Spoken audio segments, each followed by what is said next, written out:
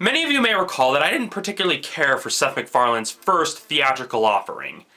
The main reason was that when he's not being limited by the Board of Standards and Practices, he doesn't try as hard with his jokes, instead relying on crude humor and basically throwing all the jokes he could never make on Family Guy, American Dad, or The Cleveland Show into one movie. Well, Seth may have been paying attention to the lesson, although he hasn't exactly learned it yet.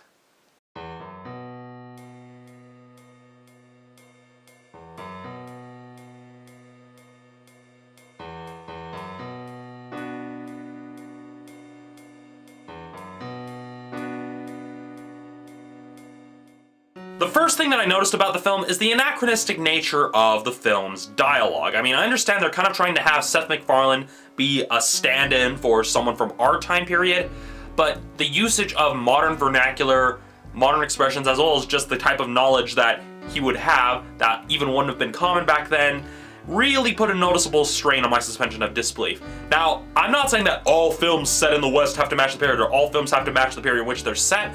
It's just that the film didn't make the setting and the character believable. I mean, I had a hard time really believing that he was a long-time resident of this western town in which the film set, as opposed to some sort of alien time traveler from our time period, or even at the very least a former city slicker whose family moved out to the West when he was young, but still old enough to know what city life was like.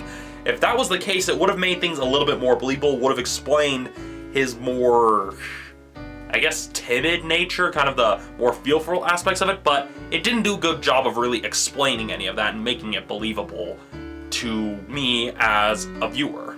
I mentioned at the start of this review that MacFarlane may have been paying attention to some of the complaints people have made about Ted. This is partly true because of the fact that he managed to avoid having scenes that went absolutely nowhere. He got dangerously close a few times, but for the most part, this film has a much better pacing than its predecessor. That said, he seems to have substituted one problematic aspect of his comedy for another. Instead of the reliance on crude humor that we saw in Ted, we instead get the reliance on pop culture references that are frequently seen in shows like Family Guy, American Dad, and The Cleveland Show. Now, while there weren't any cutaway gags per se in this film, I can't help but feel that just a lot of the pop culture references he's making just really date the film. And what doesn't help is the fact of just some of the lengths he goes to make some of these jokes. I mean, there's one joke that I wish I didn't see in the advertising. I'm not going to spoil it here in case you choose to see it, but really, it's literally a whole scene dedicated to one pop culture references. While it was funny, it was just ultimately pointless to the overall story.